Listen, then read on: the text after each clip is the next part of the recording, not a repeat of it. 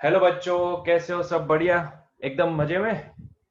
चलिए, तो मैं चिंतन देसाई आप सबका बहुत बहुत स्वागत करता हूं हमारे ये फिजिक्स चैनल में। तो बच्चों, आज से हम स्टार्ट करने वाले हैं टेक्स्ट बुक की एक्सरसाइज। तो चलिए स्टार्ट करते हैं क्वेश्चन नंबर 3.1 से। बच्चों, क्या बोला गया है? देखो ध्यान से, क्वेश्चन में क्या पूछा है। In which of the following examples of motion can the body be considered approximately a point object.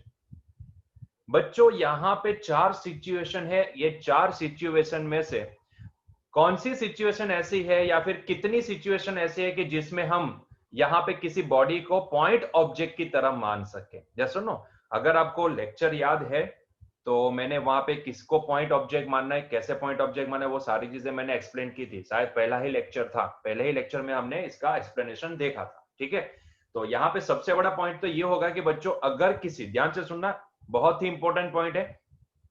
अगर किसी मोशन में, कोई बॉडी मोशन में है और वो बॉडी जितना डिस्टेंस ट्रैवल कर रही है, ठीक है, उसके सामने वो बॉडी का जो डायमेंशन है वो नेग्लिजिबल है, तो हम उसको पॉइंट ऑब्जेक्ट मान सकते हैं।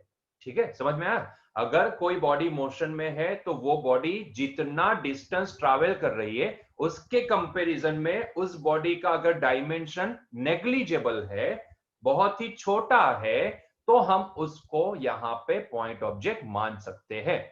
जैसे कि एक कार है, वो कार मान लो कि अहमदाबाद से सूरत आ रही है, तो कार का जो डायमेंशन है ना, उसके हिसाब से कार ने जितना डिस्टेंस ट्रैवल करना है ना, उसके सामने कार के डायमेंशन को हम नेग्लेक्ट कर सकते हैं। समझ में आ रहा है? हम उसको नेग्लेक्ट कर सकते हैं। या सुनो, certain in the range of, भाई अहमदाबाद से बड़ौदा, बड़ौदा से फिर भरूच, भरूच से फिर सूरत, या सुनो, तो जितना वो किलोमीटर में डिस्टेंस ट्रैवल करने वाली है उसके सामने उसका डायमेंशन नेग्लिजिबल है, तो उसकी मोशन को मैं पॉइंट ऑब्जेक्ट की तरह देख सकता हूं। या सुनो, लेकिन अगर मैं आपको ये बोलूं कि भाई मेरे हाथ में ना लैपटॉप था और सडनली मेरे हाथ से, मैं ऊपर टेबल पे रखने वाला था और मेरे हाथ से वो नीचे गिर गया, अभी वो जो डिस्टेंस ट्रैवल करने वाला ना, उसके सामने, लैपटॉप के डायमेंशन के सामने वो डिस्टेंस आप देखोगे तो लैपटॉप का डायमेंशन यहाँ पे नेग्लेक्ट नहीं हो सकता है। वो कोई certain in the range of kilometre distance थोड़ी ना ट्रैवल करेगा। टेबल से नीचे गिरा तो फ्लोर पे गिरेगा, तो जितनी टेबल की हाइट है उसके सामने लैपटॉप की हाइट को हम नेग्लेक्ट नहीं कर सकते हैं, तो वहां पे वो पॉइंट ऑब्जेक्ट नहीं होगा। समझ में आ रहा है? तो यहाँ पे सीधा सा पॉइंट पकड़ना है। जिस ऑब्जेक्ट की बात करने वाले हैं ना, वो ऑब्जेक्ट जितना डिस्टेंस ट्रैवल करने वाला है, आपको सोचना है कि क्या उतने डिस्टेंस के सामने हम वो उस ऑब्जेक्ट का डायमेंशन नेग्लेक्ट कर सकते हैं। अगर कर सकते हो तो वो पॉइंट ऑब्जेक्ट है, अदरवाइज उसको हम पॉइंट ऑब्जेक्ट नहीं मान सकते। क्लियर है? क्लियर है? तो चलो देखो, सेंटेंस पहला, पहली सिचुएशन में क्या बोला है? Railway carriage moving without the jerks between two station. बहुत ही बढ़िया।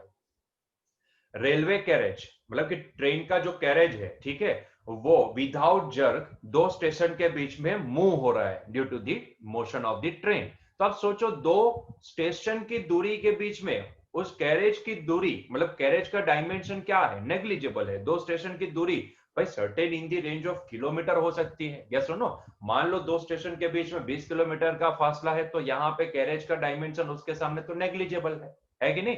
तो यस, हम यहाँ पे उसका डायमेंशन नेग्लेक्ट कर सकते हैं।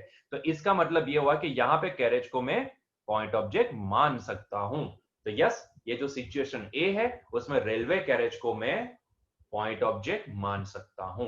क्लियर हुआ पॉइंट? क्योंकि वो जो डिस्टेंस ट्रैवल करने वाला है ना, उसके सामने, क्योंकि वो दो स्टेशन के बीच की दूरी को ट्रैवल करेगा, तो compare to that distance its dimension is negligible. We can neglect that dimension. Yes or no? चलो, second, a monkey sitting on a top of a man cycling smoothly on a circular track. भाई सीधी सी बात है, cycling कौन कर रहा है? एक man. Yes और नो? एक एक एक सर्कुलर ट्रैक के ऊपर। अभी सोचो वो ट्रैक कितना छोटा होगा। नहीं, छोटा तो नहीं हो सकता ना, साइकिलिंग कर रहा है, तो साइकिलिंग का ट्रैक तो थोड़ा बड़ा होता है ना। वॉकिंग ट्रैक है, साइकिलिंग ट्रैक है, certain in the range of kilometre तो होते ही है। यस और नो? तो सोचो ना, अगर वो साइकिलिंग कर रहा है वो बंदा, और वो सर्कुलर ट्रैक के ऊपर साइकिलिंग कर रहा है, तो हमें इतना समझ में आता है कि वो सर्कुलर ट्रैक है, बंदा साइकिलिंग कर रहा है, उसके सर के ऊपर मंकी बैठा है, वो भी साथ में मोशन में है। कहीं ना कहीं साइकिल जितना डिस्टेंस ट्रैवल करने वाली है, वो साइकिल के ट्रैवल डिस्टेंस के सामने मंकी का डायमेंशन नेग्लिजिबल है कि नहीं? नेग्लिजिबल है। तो बात तो सही है कि यहाँ पे हम मंकी को पॉइंट ऑब्जेक्ट मान सकते हैं। यस और नो, क्योंकि साइकिलिंग करने का जो ट्रैक होगा ना वो इतना भी छोटा नहीं होगा। मतलब घर में ही सर्कल बनाना और उसके ऊपर साइकिल चलाना ऐसा नहीं होता है, साइकिलिंग का ट्रैक थोड़ा बड़ा होता है। यस और नो, साइकिलिंग बाइसिकल की रेस भी तो होती है। अरे कोई भी वॉकिंग ट्रैक है तो आप समझ सकते हो वॉकिंग ट्रैक भी certain in the range of kilometre होगा। अभी सिर्फ 200 मीटर का ही वॉकिंग ट्रैक बनना है तो इसका कोई मतलब नहीं बनता ना। तो फिर आप वॉकिंग क्या करोगे? यस और no, certain in the range of at least kilometre, तो 2 किलोमीटर 3 किलोमीटर का होता है। यस और नो, एटलीस्ट कुछ नहीं तो किलोमीटर का तो बनाते ही बनाते हैं। तो उसके सामने ये मंकी का डायमेंशन हम क्या कर सकते हैं? नेग्लेक्ट कर सकते हैं। और वैसे तो वो सीधा रास्ता अगर है तो मान लो कि मैंने यहाँ पे साइकिलिंग का ट्रैक बनाया तो वो तो सर्कुलर होगा ना, तो उसकी रेडियस मान लो कि certain in the range of let's say आधा किलोमीटर है, तो आप समझ सकते हो आधे किलोमीटर को 2 पाई से मल्टीप्लाई कर दो, उतना डिस्टेंस साइकिल ट्रैवल करेगी। यस और नो, तो उसके सामने मंकी भी उतना डिस्टेंस ट्रैवल करेगा, तो वो डिस्टेंस इतना छोटा नहीं होगा, बड़ा डिस्टेंस होगा। तो मंकी के डायमेंशन से तो हम इसको नेग्लेक्ट कर सकते हैं। यस और नो, तो मंकी का डायमेंशन यहाँ पे नेग्लेक्ट हो सकता है compare to that distance. Distance को नेग्लेक्ट नहीं करना है भाई, मंकी को नेग्लेक्ट करना है। मंकी का डायमेंशन तो किसको पॉइंट ऑब्जेक्ट, कौन मोशन में है? मंकी। तो अगर मुझे मंकी के एनालिसिस करना है तो भैया मुझे मंकी को ही यहाँ पे पॉइंट ऑब्जेक्ट मानना पड़ेगा, डिस्टेंस को कैसे मान सकते हैं? वो कोई ऑब्जेक्ट थोड़ी ना है। समझ में आ रहा है? यस और नो? चलो सी की बात करें तो spinning cricket ball that turn sharply on the hitting the ground. अच्छा सोचो, एक बॉलर है, बॉल फेंका, यहां पे उसकी टप्पी गिरी, यस और नो, और यहां से बैट्समैन के पास गया। सोचो बैट्समैन कितना दूर होगा? किलोमीटर दूर होगा ना। मतलब यहाँ पे टप्पी गिरने के बाद उसको किलोमीटर डिस्टेंस ट्रैवल करना पड़ेगा, है कि नहीं? ऐसा ही होता है ना। अरे हो सकता है वो टप्पी यहाँ पे बैट्समैन के नजदीक पड़ी हो सकता है ना। यस और नो, तो कितना डिस्टेंस ट्रैवल करेगा? अरे भैया नेग्लिजिबल डिस्टेंस ट्रैवल करेगा। कितना मतलब नेग्लिजिबल, मतलब कि कितना डिस्टेंस ट्रैवल करेगा? छोटा distance, certain in the range of kilometre नहीं होगा, certain in the range of centimetre measure कर सकते हो आप, या फिर मीटर में भी मेजरमेंट ले सकते हो। छोटा डिस्टेंस होगा, मैं तो सेंटीमीटर ही बोलूंगा क्योंकि वो बॉलर के ऊपर डिपेंड करता है, बॉलर ने टप्पी कहां गिराई उसके ऊपर डिपेंड करता है ना। तो भैया बॉल के सामने, बॉल के डायमेंशन के सामने ये सेंटीमीटर वाला जो डिस्टेंस होता है ना, मान लो कि यहाँ पे वो बैट्समैन खड़ा है, ये सुनो ये बैट्समैन यहाँ पे खड़ा है, तो यहां से यहां तक का डिस्टेंस ट्रैवल करेगा, तो उतने डिस्टेंस के लिए तो हम बॉल को पॉइंट ऑब्जेक्ट नहीं मान सकते। यस और नो, क्योंकि यहां पे क्लियर कट मैंने आइडिया दिया है कि अगर आप वो ऑब्जेक्ट जो भी डिस्टेंस ट्रैवल कर सकता है वो या फिर ट्रैवल कर रहा है उसके सामने अगर इसका डायमेंशन बहुत ही छोटा हो, मतलब कि यहाँ पे आप बॉल का डायमेंशन देखोगे और ये डिस्टेंस को देखोगे तो दोनों सेंटीमीटर में आप मेजरमेंट ले सकते हो, तो हम अभी इसको नेग्लेक्ट नहीं कर सकते। यस और नो, तो ये किलोमीटर तक का तो डिस्टेंस है नहीं। यस और नो, सीधी सी बात है, किलोमीटर का तो डिस्टेंस होगा नहीं, तो इसीलिए हम यहाँ पे स्पिनिंग क्रिकेट बॉल को यहाँ पे पॉइंट ऑब्जेक्ट नहीं मान सकते हैं। क्लियर हुआ ये पॉइंट? क्लियर है? D, a tumbling beaker that has slipped off the edge of a table. मतलब कि एक बीकर है भाई साहब, मान लो कि स्लिप हो गया टेबल की एज पर से और नीचे गिरेगा, तो सीधी सी बात है बीकर इतना भी छोटा तो नहीं होता ना, मतलब कि माइक्रोमीटर की हाइट वाला बीकर ऐसा तो नहीं होगा। यस और नो, बड़ी डायमेंशन वाला बीकर है और उतनी जो टेबल की हाइट से नीचे गिरेगा तो उसके सामने उसके डायमेंशन को हम नेग्लेक्ट नहीं कर सकते। क्या टेबल की हाइट किलोमीटर जितनी बड़ी है? नहीं। यस और नो, तो हम उसको नेग्लेक्ट नहीं कर सकते, तो यहां पे बीकर को भी हम पॉइंट ऑब्जेक्ट नहीं मान सकते हैं। यस और नो, तो यहां पे सिर्फ दो ही केस ऐसे बने जिसको हम पॉइंट ऑब्जेक्ट मान सकते हैं, एक है रेलवे कैरेज और दूसरा है मंकी। ठीक है, उन दोनों को पॉइंट ऑब्जेक्ट मान सकते हैं। क्लियर हुआ पॉइंट? क्लियर है? चलो आगे बढ़े क्या नेक्स्ट क्वेश्चन पे? चलिए आगे बढ़ते हैं। Question number 3.2। ओहो क्या बोला है, देखो ध्यान से देखो क्या बोला है। The position versus time graph for two children A and B returning from their school O to their home P and Q respectively are shown in the figure. Choose the correct entries in the bracket below. अच्छा, ये position versus time का plot है, दो बच्चों के लिए है, एक बच्चा है ए, दूसरा बच्चा है बी, अपनी स्कूल से घर जाना चाहते हैं, तो अपनी स्कूल से घर जा रहे हैं। यस और नो, अभी देखो बच्चे ए का घर कहां पे है, पॉइंट बच्चे ए का घर कहां पे, यहां पे बोला है बच्चे ए का घर, A and B returning from their school ओ, मतलब कि दोनों ओ से जा रहे हैं, ओ उनकी स्कूल है। यस और नो, ओ उनकी स्कूल है, और their homes P and Q respectively, मतलब कि ए का घर पॉइंट P के ऊपर है और B का घर जो भी है वो पॉइंट Q के ऊपर है। यस और नो? तो P मतलब कि A का घर, Q मतलब कि B का घर। समझ में आया? A मतलब कि P मतलब कि A का घर एंड Q मतलब कि B का घर। ठीक है, दोनों अपनी स्कूल से अपना घर जा रहे हैं। यस और नो? अपने अपने घर जा रहे हैं। तो ध्यान से देखिएगा, पहला सेंटेंस देखते हैं। A oblique B lives closer to the school from B to A. B oblique A मतलब कि यहाँ पे आपको A और B में से कोई भी एक चूज करके आपको ये सेंटेंस कंप्लीट करना है। यस सुनो, A और B में से जो भी सही यहाँ पे बैठेगा उसको चूज करके आपको ये सेंटेंस कंप्लीट करना है। ठीक है, बहुत ही सिंपल सा क्वेश्चन है। पहले मेंशन भी कर लेते हैं, यहाँ पे थोड़ा बहुत मेंशन कर लेते हैं कि ये जो P है ना, it is the home of A। ठीक है, P क्या है? Home of A। P position पे होम ऑफ A मतलब कि A का घर है एंड Q पोजीशन पे होम ऑफ B। ठीक है, तो Q पोजीशन पे B का घर है। अभी देखो ध्यान से, A oblique B lives closer to the school than B oblique A। अभी देख के ही पता चलता है who is closer to school. ये O जो भी है वो क्या है? स्कूल है। O जो भी है क्या है? स्कूल है। अभी खुद ही सोचो, O से P का डिस्टेंस ज्यादा है या O से Q का डिस्टेंस ज्यादा है? खुद ही सोच के मुझे बताओ। तो भैया O से P का डिस्टेंस कम है कंपेयर टू O से Q, क्योंकि O से Q का डिस्टेंस ज्यादा है। आप समझ सकते हो, यहाँ पे देखो ना, x यहाँ पे y एक्सिस पे ड्रॉ किया, x का मतलब है पोजीशन। तो कौन सबसे दूर है? Q पॉइंट सबसे O से दूर है या P पॉइंट O से दूर है? तो मैंने देखा तो Q पॉइंट O से दूर है, मतलब कि कौन नजदीक रहता है स्कूल के? A। एक घर, जिसका घर ए मतलब कि जिसका घर पी है, वो बंदा वहां पे नजदीक रहता है। यस सुनो, तो यहां पे अगर मुझे ये सेंटेंस को कंप्लीट करना है तो मैं क्या लिखूंगा? Who lives closer to the school than हुम।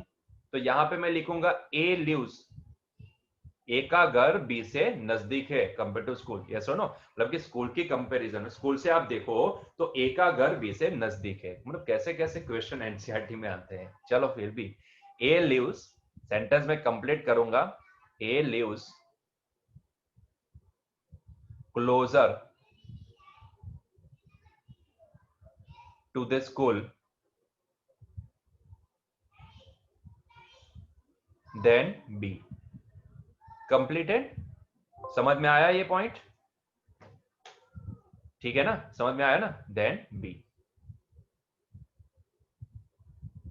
ठीक है, चलो आगे बढ़ो। नेक्स्ट, बी क्या पूछा है? A oblique B start from the school earlier than B oblique A. मतलब कि यहां पे सही चूज करो, किसने पहले जर्नी स्टार्ट की? किसने सबसे पहले जर्नी स्टार्ट की? ए वाले बंदे ने या बी वाले बंदे ने? बंदे ए की जर्नी पहले स्टार्ट हुई या बी की? तो उसके लिए टाइम का प्लॉट देखो बच्चों, टाइम का प्लॉट देखो। ए को देखोगे तो ए ओरिजिन पे है, मतलब कि यहीं से टाइम मतलब जीरो है। ओरिजिन का मतलब क्या होता है? यहाँ पे टाइम जीरो है और यहाँ पे कुछ टाइम हुआ होगा, let's say it is t1। तो यहाँ पे मुझे क्लियरली दिख रहा है, अगर मैं टाइम के एक्सिस को देखूं, ये वाले एक्सिस को देखूं, तो मुझे इतना समझ में आ रहा है कि यार ए बंदा है ना, उसने टाइम जब भी स्टार्ट हुआ तब से अपनी जर्नी स्टार्ट कर दी थी, और बी ने थोड़ी देर बाद, टाइम थोड़ा पास हो गया, इतना टाइम पास होने के बाद उसने अपने घर की तरफ की जर्नी स्टार्ट की। तो कौन जल्दी जर्नी स्टार्ट कर रहा है? ए। A starts from the school earlier than B। समझ में आ रहा है? A starts earlier than B, है कि नहीं? तो दूसरा जो भी सेंटेंस है, ये A का आंसर लिखा था हमने, अभी B का आंसर लिखते हैं। A starts from the school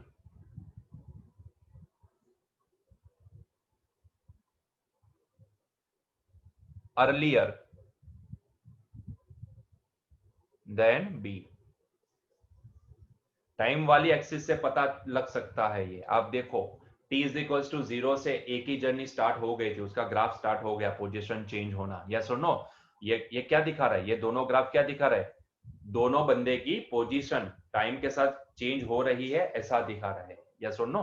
clear है? चलो आगे बढ़ो। सी की बात करें तो A oblique B walks faster than B oblique A. मतलब कौन तेजी से चल रहा है, तो उसके लिए आपको ना कौन जल्दी घर पहुंचेगा वो देखना है। कौन जल्दी घर पहुंचेगा वो देखना है। या सुनो, जो जल्दी घर पहुंचा ना, अपने घर जल्दी पहुंचा, वो बंदा तेजी से जा रहा था, ऐसा हम मान सकते हैं। मतलब कि जल्दी कौन पहुंचा वो देख लो। ठीक है, तो मैंने यहां पे नोट डाउन किया कि भाई ये जो ए वाला बंदा है ना, उसका ग्राफ ब्लू कलर वाली इंक वाला ग्राफ ए वाले बंदे का है। तो मान लो कि उसको ना यहाँ पे अपने घर पहुंचने में टाइम कितना लगा, तो लेट से इतना, ठीक है, इसको आप मिला दो, ये थोड़ा यहां तक जाएगा, ठीक है, तो इतना टाइम लगा। और जब मैंने ये वाले बी बंदे का मैंने ग्राफ प्लॉट किया, तो उसका जो मैंने टाइम नोट डाउन किया, तो मुझे ये लगा, ये दिखा, ठीक है, यहां पे। तो ये है टाइम टेकन बाय बंदा B to reach to home, और ये है टाइम टेकन बाय बंदा A to reach to home. तो क्लियरली दिख रहा है आपको किसको टाइम कम लग रहा है। देखो, बी बंदे ने एक तो जर्नी लेट स्टार्ट की और जल्दी से अपने घर पहुंच गया, कंपेयर टू ए वाले बंदे ने तो जब टाइम स्टार्ट हो तब से जर्नी स्टार्ट की थी, लेकिन फिर भी उसको अपने घर पहुंचने में टाइम ज्यादा लगा। यस और नो? तो कौन जल्दी तेजी से जा रहा है? यहां पे मैं बोल रहा हूं कि भैया बंदे बी को अपने घर पहुंचने में एक तो लेट स्टार्ट करता है और जल्दी घर पहुंचता है, तो इसका मतलब क्या हुआ? वो बंदा ए से तेजी से जा रहा है। यस और नो? एक ही कंपैरिजन में वो स्पीडीली जा रहा है, तभी तो ये पॉसिबल हुआ। यस और नो? तो इसीलिए हम यहां पे सी का आंसर क्या लिख सकते हैं सी में? तो बी वॉक्स फास्टर देन ए, है कि नहीं? बी वॉक्स फास्टर देन ए। देखो, अभी यहां पे ना एक थोड़ा सा एक प्रॉब्लम है, क्योंकि जिस तरह से मुझे ये ग्राफ दिया गया है, ये ग्राफ में से कोई क्लियर नहीं हो रहा है, मतलब कि कौन कौन से तेजी से जा रहा है। आप अगर कुछ और बुक्स में अगर आप सॉल्यूशन देखोगे ना, तो आपको वहां पे ऐसा बोला है कि A and B both reach at home at same time, लेकिन बच्चों यहां पे मुझे तो ऐसा नहीं लग रहा है। या सुनो, जो हमारी एनसीईआरटी की किताब में ये जो ग्राफ दिया गया है, उस हिसाब से आप क्लियरली देख सकते हो। आप इसको यहां से अगर प्रोजेक्शन लेते हो तो आपको समझ में आ जाएगा कि दोनों को सेम टाइम नहीं लग रहा है, ठीक है। There is a difference between both the graph. तो मैं यहाँ पे थोड़ा करेक्शन करना चाहूंगा। हाँ, वो जो भी सारी दूसरी आप अगर रेफरेंस बुक रिफर करते हो, तो वहां पे उनका दोनों का ग्राफ ना सेम टाइम पे खत्म होता उन्होंने बताया है। यस और नो? लेकिन हमारी जो एनसीईआरटी की किताब में ये जो ग्राफ दिया गया है ना, उसमें तो आप देख सकते हो, अगर दोनों सेम टाइम पे पहुंचते तो ये वाला ग्राफ यहीं पे खत्म हो जाता। तो आप इसका प्रोजेक्शन लेते दोनों का, तो दोनों सेम टाइम पे खत्म होते। यस और नो? लेकिन ऐसा नहीं है, ऐसा नहीं है। ग्राफ हमें जो यहाँ पे एनसीईआरटी की किताब में जो दिया गया है ना, उस हिसाब से ये मैच नहीं कर रहा। यस और नो? कि दोनों साथ में घर पहुंचे, ये मैच नहीं कर रहा है। यस और नो? तो मुझे तो नहीं लगता है, मुझे तो नहीं लगता है। यस और नो? मैं डी का आंसर की बात कर रहा हूं, सी का नहीं, डी का आंसर की बात कर रहा हूं, क्योंकि कहीं ना कहीं सी का आंसर ना आप डी के आंसर से पता लगा सकते हो। यस और नो? तो पहले सी का आंसर तो लिख ले, उसके बाद बात करते हैं। तो B walks faster than A, B walks faster than A, ठीक है। डी का आंसर यहां पे बोला है A and B reach home at a same और डिफरेंट टाइम। हाँ, मैं इसका डी का बात कर रहा था, क्योंकि हमने यहाँ पे प्लॉट से ये टाइम पता लगाया, तो मुझे पता चला कि भाई ए वाले बंदे को घर पे पहुंचने में ज्यादा टाइम लग रहा है कंपेयर टू बी। दोनों सेम टाइम पे नहीं पहुंच रहे। यस सुनो, दोनों को टाइम सेम लगेगा या डिफरेंट, ठीक है। मुझे तो ऐसा लग रहा है कि दोनों को घर पहुंचने में टाइम डिफरेंट लग रहा है, क्योंकि जो प्लॉट हमें यहाँ पे दिया गया है ना, उस हिसाब से एनसीईआरटी मैंने सीधा बुक में से ही इसका स्क्रीनशॉट लिया है, इसीलिए मैंने यहां से लिया है, क्योंकि कंफ्यूजन आएगा। अगर आप कोई रेफरेंस बुक रिफर करो, तो वहां पे ना दोनों प्लॉट उसके ग्राफ को देखना, ये मत देखना कि सर डी आंसर उन्होंने बोला है सेम टाइम, लेकिन उनके ग्राफ को देख के पहले देखो, ठीक है। उनका ग्राफ ना दोनों दोनों का ग्राफ सेम टाइम पे खत्म होता उन्होंने बताया होगा, और उसके ऊपर से उन्होंने बोला होगा कि भाई ये दोनों सेम टाइम पे पहुंच रहे। लेकिन हमारी एनसीईआरटी की बुक में जो हमें ग्राफ दिया गया, उसमें तो ऐसा नहीं है। तो मैं यहां पे लिखूंगा कि A and B reach home at different time, A and B reach home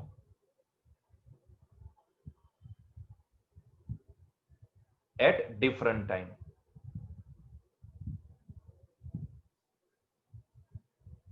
क्योंकि हमने आगे वाले क्वेश्चन को सॉल्व करने के लिए उनका टाइम देखा, तो हमें पता लगा कि T A is greater than T B, मतलब कि जहां पे उन दोनों का टाइम एंड होता है, घर पहुंचते तब अगर आप क्लॉक को वहां पे स्टॉप कर देते हो, तो इसको जो टाइम लगा होगा उससे बी वाले के टाइम कम दिखेगा आपको। यस और नो?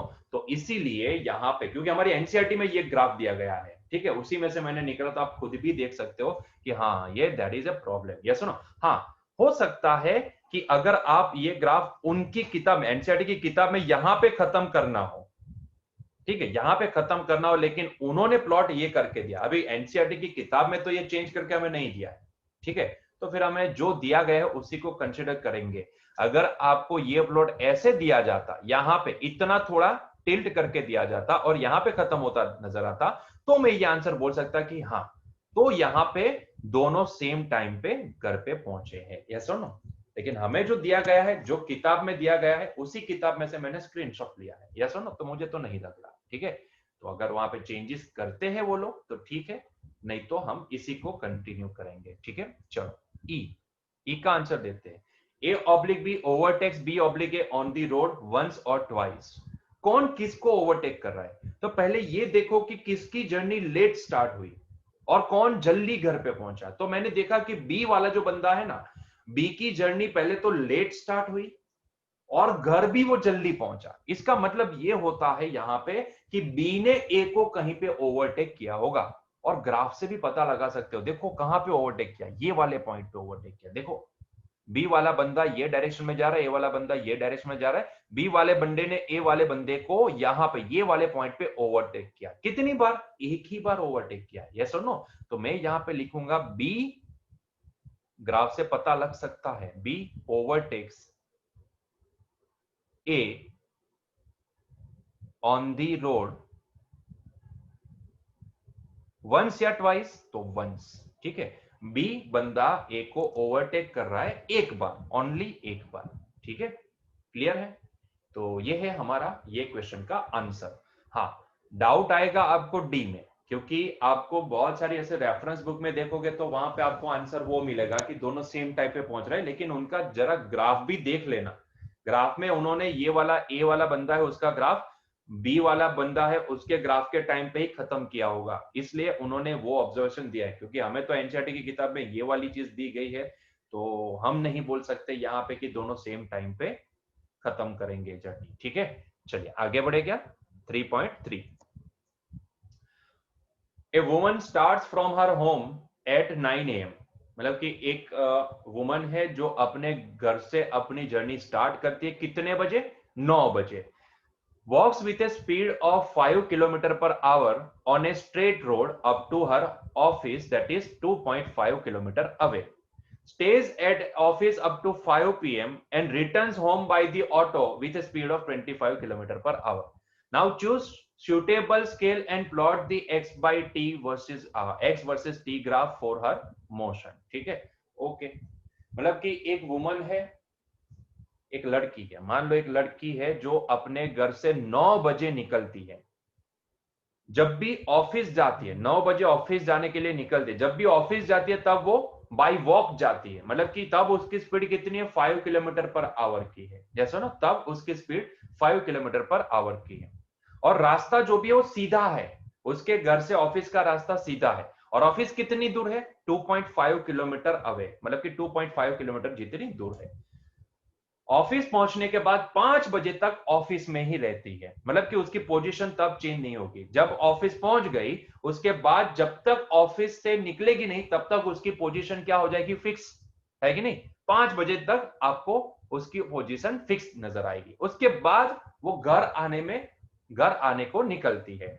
घर आने के लिए अभी वो बाई वॉक नहीं आ रही है, अभी क्या कर रही है? ऑटो कर रही है। ठीक है, पूरे दिन काम किया है ऑफिस में तो थक गई होगी, तो इसीलिए वो अभी ऑफिस से घर आने के लिए ऑटो चूज करती है। और ऑटो कितनी स्पीड से आ रही है? 25 किलोमीटर पर आवर। क्या कभी ऐसा होता है कि जब भी घर से ऑफिस जाते हैं तो तब 2 किलोमीटर का दूरी था, और जब भी वहां से घर आते हैं तो वही 2 किलोमीटर की दूरी 20 किलोमीटर हो जाती है? डिस्टेंस चेंज हो रहा है, ऐसा थोड़ी ना होता है। क्या घर भी आपकी पोजीशन चेंज करता रहता है? क्या ऑफिस भी अपनी पोजीशन चेंज करता रहती है? नहीं, ऐसा नहीं होता है। मतलब कि जब भी आती है तब भी 2.5 किलोमीटर की ही दूरी उसको तय करनी है, लेकिन उसके लिए अभी ऑटो है, और ऑटो कितनी स्पीड से जा रहा है? 25 किलोमीटर पर आवर से। वैसे यहाँ पे मैंने ग्राफ तो प्लॉट करके दे ही दिया है, मैंने सीधा ग्राफ प्लॉट कर दिया है। आपको जस्ट देखना है जो सारे ऑब्जर्वेशन मैं यहाँ पे बोलने वालों कि कैसे ग्राफ प्लॉट किया, वो सारी चीजें सिर्फ आपको देखनी है। ठीक है, सिर्फ आपको ग्राफ प्लॉट करने को बोला है। तो जरा ध्यान से देखिए, ग्राफ प्लॉट करने के लिए मुझे क्या चाहिए, पहले तो एक्सिस के ऊपर नोटेशन चाहिए। तो मैं क्या कर रहा हूं, मुझे कौन सा ग्राफ प्लॉट करने को बोला है, एक्स वर्सेस टी का ग्राफ। इसका मतलब यह है कि पोजीशन वर्सेस टाइम का ग्राफ, मतलब कि एक्स एक्सिस पे क्या आएगा, टाइम, और वाई एक्सिस पे क्या आएगी, पोजीशन आएगी। क्लियर है, वाई एक्सिस पे पोजीशन, एक्स एक्सिस पे टाइम आएगा। क्लियर है यहां तक? अच्छा, और देखो, क्योंकि मुझे यहां से ग्राफ को स्टार्ट करना है, मतलब कि वो लड़की जब भी ऑफिस जाने के लिए निकल रही है, वो टाइम से मुझे ग्राफ को स्टार्ट करना है। तो मैं यहां पे मुझे वो 1 सेंटीमीटर बराबर कितना आवर, वो सारी चीजें भी तो मेंशन करनी पड़ेगी।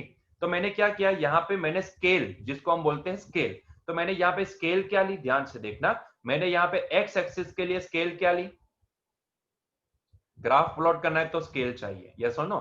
तो मैंने एक्स एक्सिस के लिए 1 centimetre on X axis is equals to 1 hour consider किया है, ठीक है, is equals to 1 hour. Clear है? तो एक्स एक्सिस पे 1 सेंटीमीटर इज इक्वल्स टू क्या होगा मेरे लिए, 1 आवर होगा। एंड वाई एक्सिस पे 1 centimetre is equals to 1 centimetre on Y axis is equals to 0.5 kilometre, ठीक है, 0.5 किलोमीटर। तो वाई एक्सिस पे मेरे लिए 1 सेंटीमीटर इज इक्वल्स टू क्या, 0.5 किलोमीटर। अभी ध्यान से देखो, जहां से वो लड़की अपनी जर्नी स्टार्ट करती है उसको मैं ओरिजिन मान लेता हूं, ठीक है। तो 9 बजे वो अपनी जर्नी स्टार्ट करती है, तो 9 AM वो अपनी जर्नी स्टार्ट करती है। अभी देखो वहां से उसकी ऑफिस की दूरी कितनी है, 2.5 किलोमीटर, और वो कितनी स्पीड से जा रही है, 5 किलोमीटर पर आवर से, यस और नो। तो उसको ऑफिस जाने में, ऑफिस पहुंचने में कितना टाइम लगेगा, मान लो कि ए पॉइंट पे उसकी ऑफिस है, यस और नो, तो उसको ऑफिस पहुंचने में कितना टाइम लगेगा। तो भैया यहाँ पे क्या, उसकी स्पीड जो भी है वो कांस्टेंट स्पीड है, जी हाँ, कोई एक्सीलरेशन वाली तो नहीं है ना, नहीं, ये कांस्टेंट स्पीड है। तो सीधा फॉर्मूला लगा सकते हैं, speed is equals to distance upon time t1, let say time t1, उसको अपने घर से ऑफिस पहुंचने में कितना टाइम लगा, लेट से t1 टाइम लगा, ठीक है, लेट से t1 टाइम लगा। तो बच्चों यही t1 का वैल्यू मैं क्या लिख सकता हूं, t1 is nothing but equal to d upon v।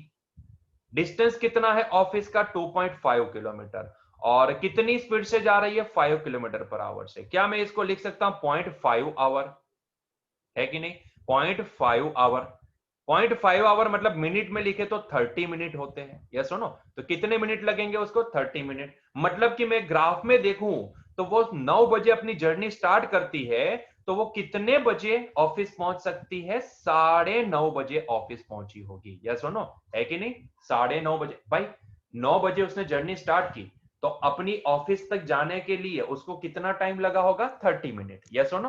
तो उसको कितना टाइम लगा, 30 मिनट, मतलब कि वो अपनी ऑफिस कितने बजे पहुंची होगी, 9:30 बजे पहुंची होगी। क्लियर है, 9:30 बजे अपनी ऑफिस पहुंची होगी। इसीलिए यहां पे देखो डॉटेड लाइन जो भी है वो क्या दिखा रही है, ऑफिस पहुंचने के लिए लगने वाला टाइम कितना, 9:30 बजे, यस नो। तो 9:30 बजे वो कहां पहुंची होगी, अपनी ऑफिस पहुंच गई होगी, ठीक है, यस नो। अभी बात ये आती है कि ये इसका ग्राफ 9 से लेके 9:30 के बीच का ग्राफ कौन सा प्लॉट करें, कौन सा प्लॉट करें। देखो 3 प्रकार के प्लॉट हम देख चुके हैं, एक होता है एक्सपोनेंशियल, दूसरा होता है लीनियर, और तीसरा होता है कांस्टेंट, यस और नो।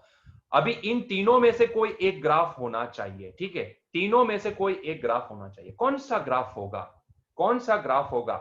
यहां पे आप ग्राफ में तो देख सकते हो, आप पता लगा सकते हो कि हाँ सर ये तो लीनियर प्लॉट है, लेकिन कैसे वो लीनियर प्लॉट हुआ। आपने मार्किंग तो कर दिया 9:30 बजे, ये पॉइंट को मार्किंग तो कर दिया, 2.5 किलोमीटर पे दे तो दिया, लेकिन ये 9 से लेके 9:30 के बीच का ये जो लीनियर प्लॉट जो मैंने यहाँ पे ड्रॉ करके दिया है ना, वो लीनियर प्लॉट आया कहां से, ये लीनियर प्लॉट आया कहां से, यस सुनो, ये लीनियर प्लॉट आया कहां से, रेड कलर वाला, वो भी तो पता लगाना होता है, यस सुनो। क्यों मैंने इसको लीनियर प्लॉट ड्रॉ किया, तो उसके पीछे का रीजन है बच्चों, उसके पीछे का रीजन क्या है, ध्यान से देखना, ध्यान से देखना। मैंने क्या बोला था, आपको ये 3 चीजें याद रखनी होती है।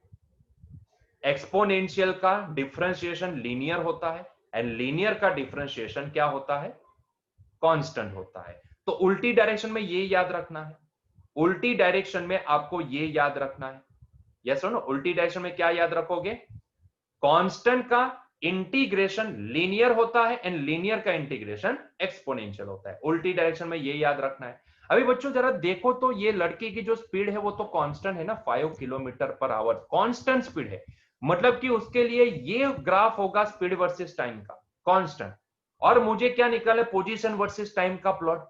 तो भैया मुझे v से x निकालना है तो मुझे क्या करना पड़ेगा, उल्टी डायरेक्शन में जाना पड़ेगा ना, इंटीग्रेशन करना पड़ेगा। v से x निकालना है तो इंटीग्रेट, x से v निकालना हो तो डिफरेंशिएशन, लेकिन v से x निकालना है तो इंटीग्रेशन। और इंटीग्रेट करोगे तो भाई x वर्सेस t का प्लॉट क्या हो सकता है, खुद ही देख लो, लीनियर हो सकता है। हुआ कि नहीं हुआ? जो v वर्सेस t का प्लॉट अगर कांस्टेंट है तो x वर्सेस t का प्लॉट क्या हो सकता है, लीनियर हो सकता है। इसीलिए मैंने यहां पे क्या किया, लीनियर प्लॉट ड्रॉ किया। ये सुनो, 9 से लेके 9:30 के बीच में ये लीनियर प्लॉट ड्रॉ कर दिया। क्लियर है? ये लीनियर प्लॉट ड्रॉ कर दिया। रेड कलर से वापस ड्रॉ कर लेते हैं, ठीक है? तो ये लीनियर प्लॉट हो गया। क्लियर हुआ यहां तक? क्लियर है? मैंने कहां से पता लगाया, यहीं से पता लगाया। इसीलिए मैंने बोला था कि ये सारी चीजें ना याद रखिएगा भाई, याद रखिएगा ये सारी चीजें, है कि नहीं? बहुत ही काम की चीज होती है भाई, ये बहुत ही इंपॉर्टेंट होता है। चलो, तो लीनियर प्लॉट तो ड्रॉ कर दिया। अभी अभी 9:30 पे वो ऑफिस पहुंची, उसके बाद तो भैया उसके बाद तो वो वहीं पे 5 बजे तक वहीं पे रहने वाली है। मतलब कि क्या उसकी पोजीशन कोई चेंज होगी? नहीं होगी। तो 9:30 से लेके 5 बजे तक उसकी कोई पोजीशन चेंज नहीं होगी।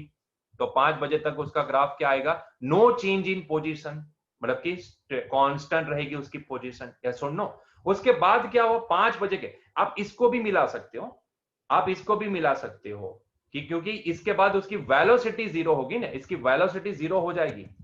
ऑफिस पहुंचने के बाद उसकी वेलोसिटी, भाई ऑफिस में जो भी करती हो, ऑफिस में भाई यहां से यहां चलती बने या जो भी करे, ठीक है, एक जगह से दूसरे, ऑफिस में वो स्टेडी बैठे तो नहीं रहने वाली ना, वो अंदर ऑफिस में चलेगी तो सही ना, यस। लेकिन उसको काउंट नहीं करना है, उसको काउंट नहीं करना है, यस नो। तो ऑफिस में उसकी पोजीशन स्टेडी रही।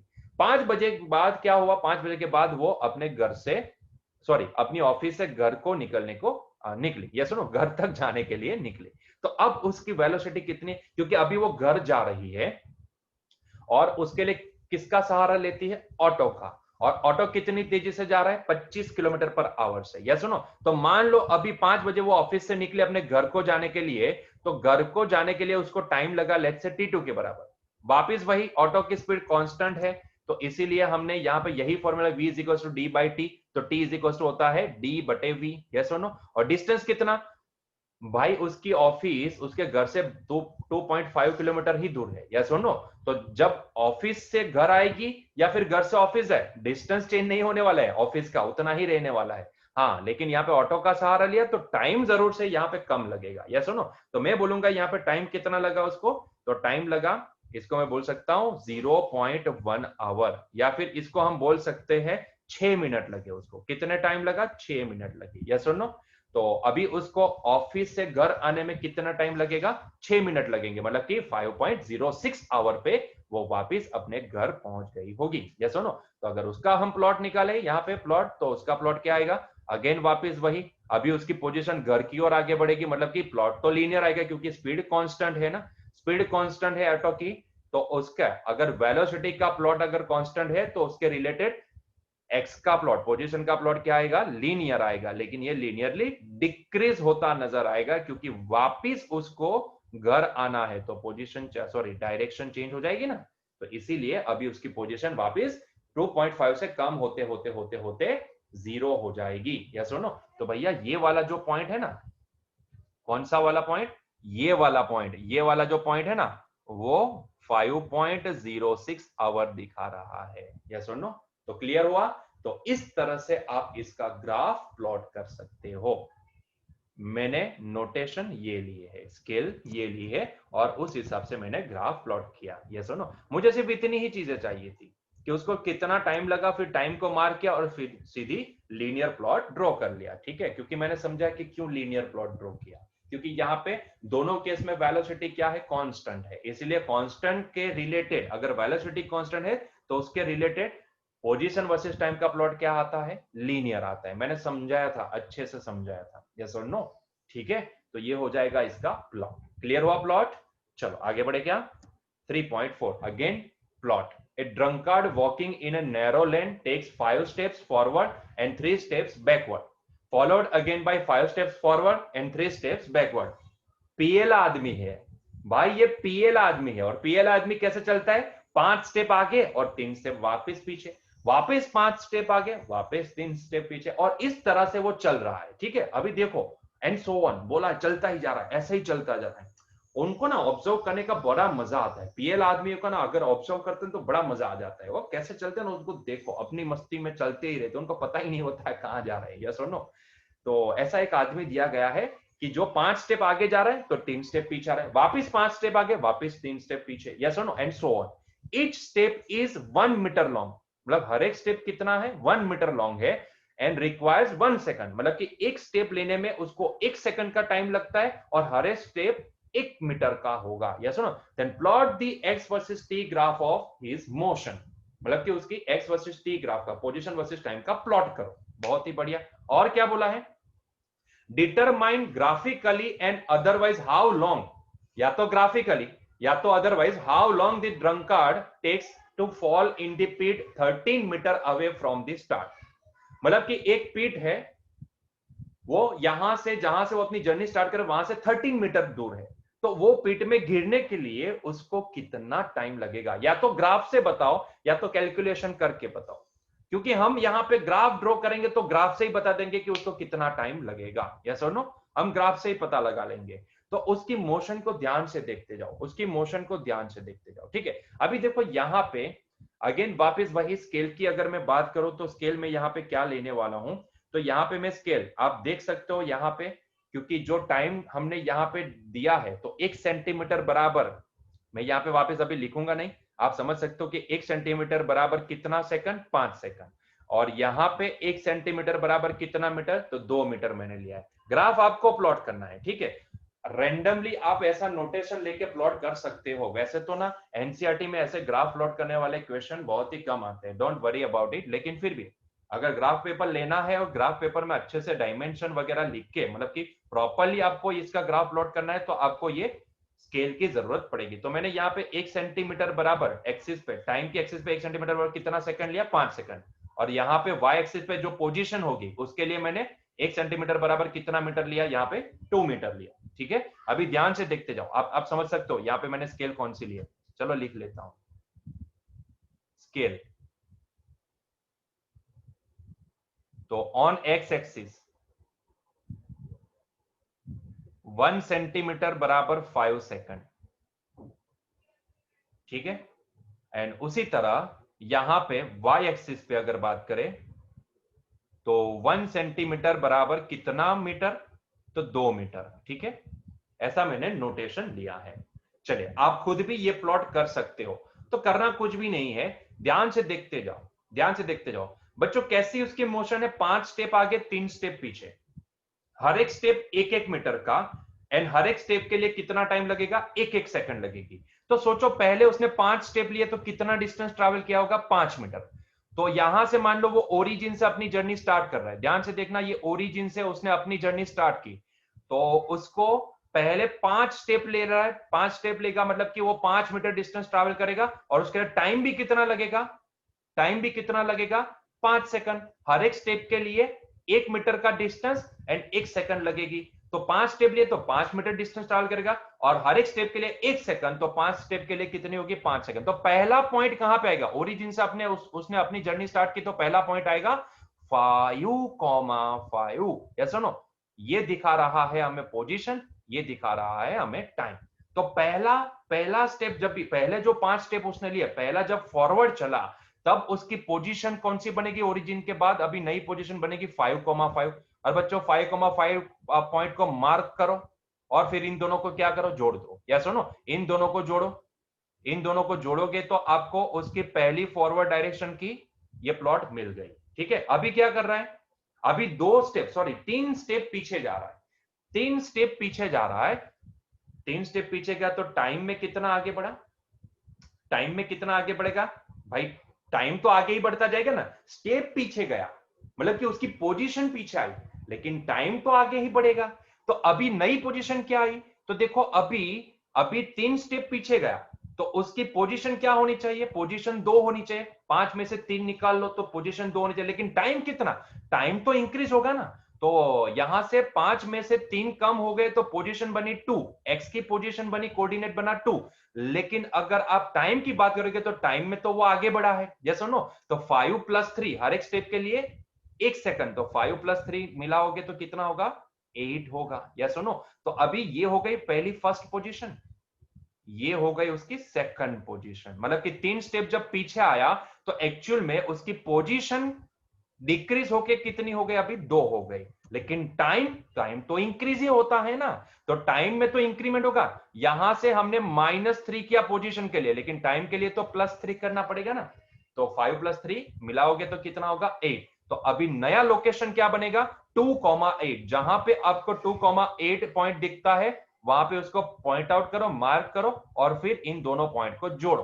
तो आपको इसका ये दूसरा प्लॉट मिला, या ये सुनो, मतलब कि कंटिन्यूटी में ये सेकंड पोजीशन वाला प्लॉट मिला, ठीक है। दोनों को जोड़े, अभी आगे बढ़ते, उसी तरह से आगे बढ़ते जाओ, उसी तरह से आगे बढ़ते जाओ। अभी थर्ड थर्ड पोजीशन क्या मिलेगी, तो अभी 5 स्टेप आगे बढ़ रहा है, मतलब कि यहाँ पे स्टेप में +5 करो तो 5 + 2 कितना होगा, 7। और टाइम में भी +5, और तो कितना हो जाएगा, +7।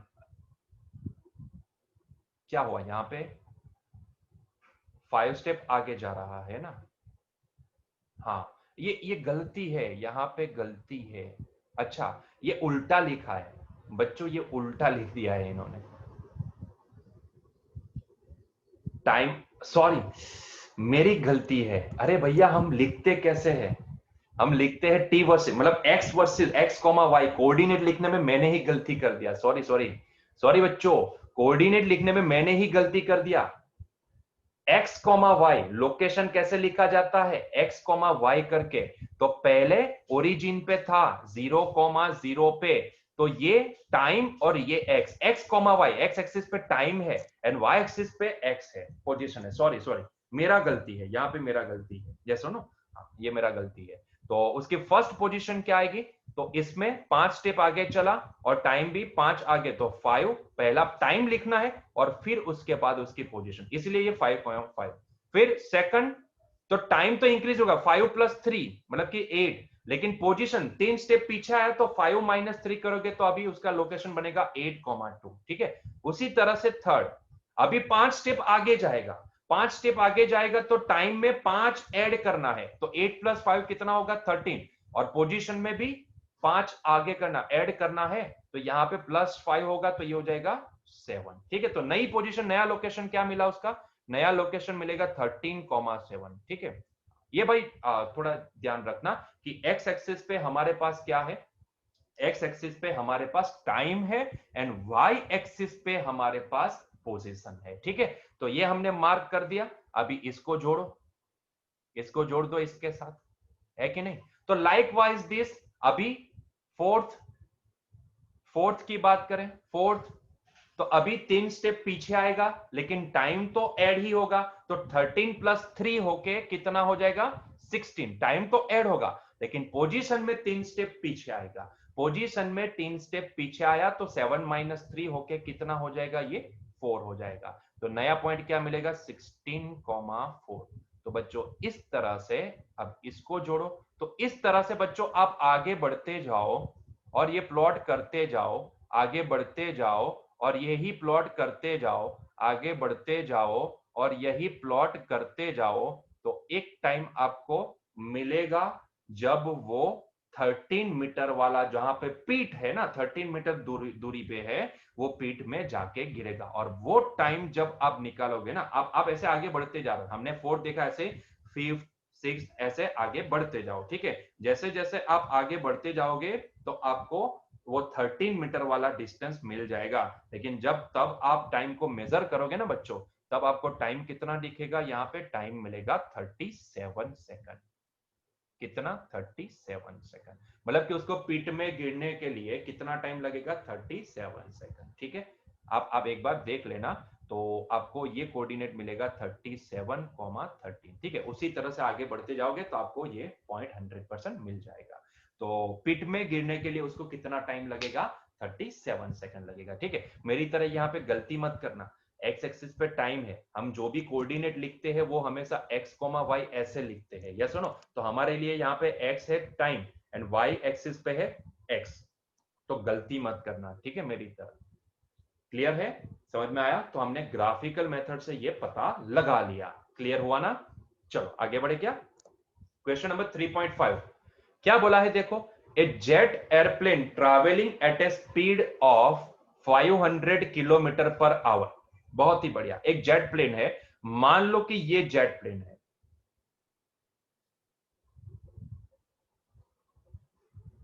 सर कैसा गंदा सा आपने प्लेन बनाया। अच्छा कौन सा घर पे लेके जाना है आपको जेट प्लेन को? अच्छा ठीक है, चलो ना, कोई एक प्लेन है, मान लो कि ये जेट प्लेन है, ठीक है, ये जेट प्लेन है।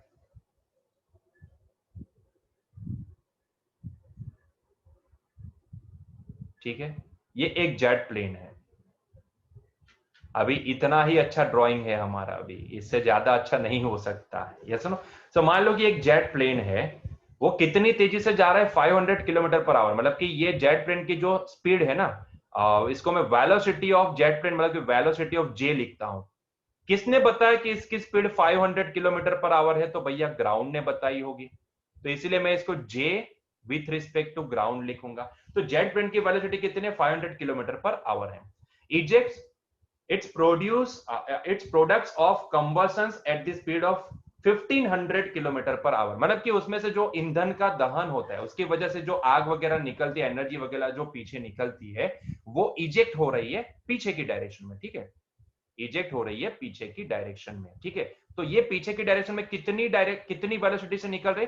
ये जो कंबशन की वजह से जो भी आग वगैरह निकलती है ना, वो आग वगैरह, पार्टिकल्स वगैरह, छोटे छोटे रचकण हम इसको बोलते हैं। ठीक है, ईंधन का दहन होने के कारण, हाँ, इसको हम कंबशन बोल देंगे। इसको क्या बोलेंगे हम? कंबशन। ठीक है, तो वीसी कितनी तेजी से बाहर निकल रही है? तो भैया कितनी तेजी से बाहर निकल? 1500 किलोमीटर पर आवर से, 1500 किलोमीटर पर आवर से बाहर निकल रही है। लेकिन देखो, relative to the jet plane, इतनी वेलोसिटी किसके रिलेटेड है? जेट प्लेन के रिस्पेक्ट में है। मतलब कि मैं इसको लिखूंगा वी सीजे आपको 1500 किलोमीटर पर आवर दिया गया है।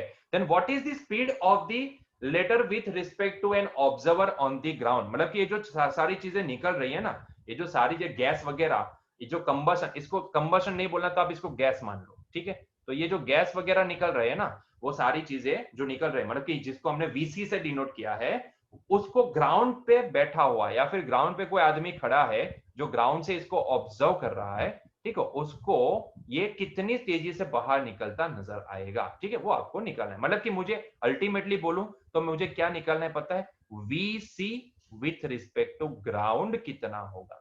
वीसी विथ रिस्पेक्ट, मतलब कि कंबसन जो निकल रहा है बाहर, उसका ग्राउंड के रिस्पेक्ट में वेलोसिटी कितना होगा, वो निकालना है। क्योंकि ये बंदा, ये जो ऑब्जर्वर है ना, वो ऑब्जर्वर ग्राउंड के ऊपर खड़ा है, तो जो ग्राउंड को दिखेगा ना, वही तो ऑब्जर्वर को दिखेगा। यस और नो?